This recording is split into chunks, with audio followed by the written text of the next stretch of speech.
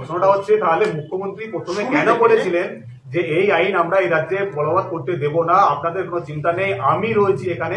তারপরে 7 দিন আগে আমি বুঝলাম, আমি জিজ্ঞেস করি, আমি এই মিডিয়াতে আপনার তো সব আমার পরিচিত, খুব বেশি ঘনিষ্ঠ কেউ আছেন কেউ নেই, সব পরিষ্কার।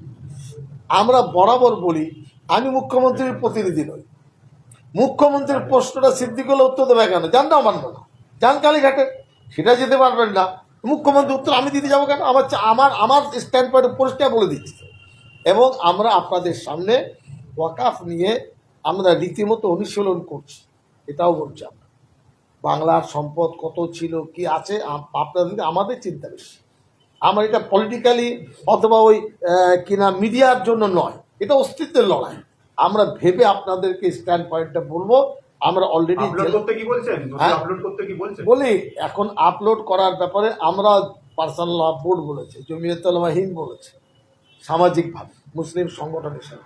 এবার আপলোডের ব্যাপারে মুখ্যমন্ত্রী বা ওয়াকাফ বোর্ড একটা রাস্তা বলে দিয়েছে, যারা করবে 100% সেখানে হবে এটা আমি বিশ্বাস করি না। ওদের যে শর্ট উম্মিদ পোর্টালের যে 46টি মানে বিষয় কঠিন পর্যায়ে, সেটা কজন করতে পারবেন কজন করবেন সেটা পরে।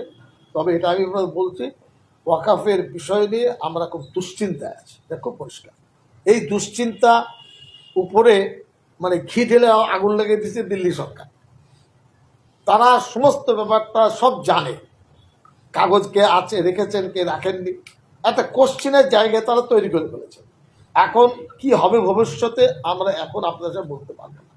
লড়াইটা কিন্তু খুব কঠিন আমাদের সামনে, তাও বলছি যে লড়াইটা কিভাবে হবে না হবে এই ব্যাখ্যাটা আজকে আমি দিতে চাইছি। 5 তারিখ লাস্ট ডেট, শুক্রবার। ধরুন এখন পর্যন্ত 4000-এর মতো প্রপার্টি আপলোড করা সম্ভব গেছে, 82,000-এর প্লাস প্রপার্টি রয়েছে।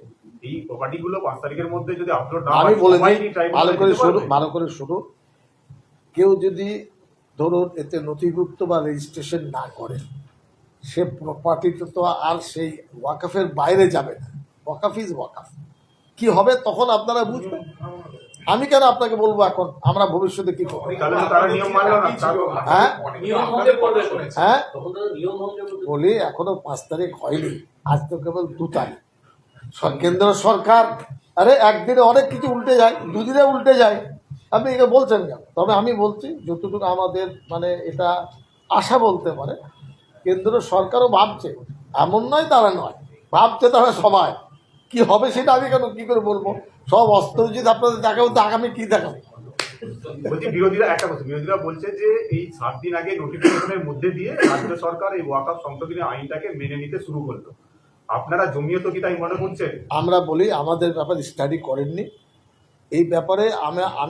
আমরা যতক্ষণ থেকে পশ্চিমবাংলায় সামাজিক কাজ করছি, শহীদ মিনার, রানী রাসমণি এভিনিউ, রাজ্য জেলা স্তরে যত সভা করেছি, ওয়াকাফ একটা এজেন্ডা ছিল। আপনারা ভুলে গেছেন, আপনারা অফিসে দেখবেন।